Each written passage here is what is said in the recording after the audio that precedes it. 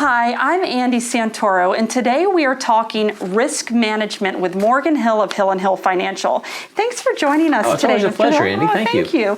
Talk to me about risk management and with people living longer, what you're seeing, what decisions they should make. It's huge. First of all, when you look at retirement, we only usually think about investing in income.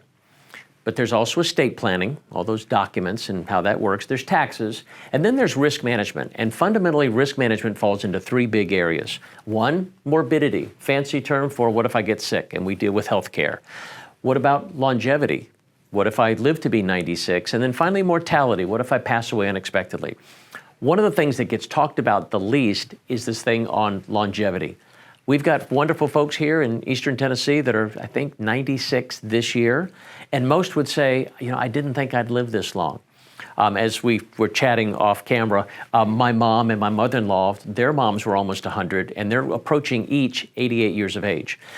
So one of the things that I share with folks is there's a 7 in 10 chance that they're going to need help with 2 of 6 activities of daily living. And those are the non-fun things to talk about, folks. And most of the time, parents might be okay to talk about it, but the kids go, Mom, Dad, don't talk about things like bathing and dressing and mobility and those types of things. It's just not fun. And it's certainly difficult. And so what we encourage is to, one, acknowledge the fact that there's a high probability. It lasts sometimes between 3 to 5 years as far as the need. And it can cost somewhere between $250,000 to $300,000 per person. So, Andy, what we've discovered in our practice, and as I speak and have experience on this, there's more than one way to do this. And too often what we've seen is kind of like a light switch. It's either on or off. Either you buy long-term care insurance, or if you can't afford it, well, you're just out of luck and let's just never talk about this again. And what we've discovered is there's a broader array of options and choices. And in my book that I wrote a few years ago called Building a Better Retirement, I unpack these that gives people hope that there's more than one way to do this and they might be in better shape. But you do need to put it out on the table to make sure that you articulate a plan, not just for you as the husband, the wife, but also that the kids know and they're prepared. Because I think sometimes the kids get caught off guard, and being a kid, my brother and I are dealing with this with my mom, my wife with her siblings, with her mom.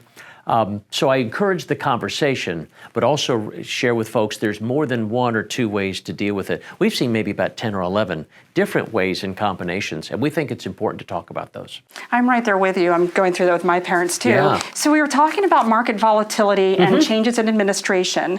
Yeah. What are you seeing with Medicare and Social Security? Are people worried? Where do you see it going? Yeah. And as I've shared previously on shows, we're non-political because there's just enough, back and forth. Green has no party affiliation. Exactly. So what we are seeing with Social Security, if you're listening, watching, and you're in this 55 or greater age range, based on a lot of the pundits that I subscribe to, the math supports Social Security being there for us. Now, when I talk with the kids and grandkids of my clients or my nieces and nephews, I said, this is a whole different conversation. But we're not seeing the issues there with Social Security being available. Now, Medicare, we're not seeing it being available, but boy, some of the costs are really hitting folks, and they never understood this, especially people who are high earners.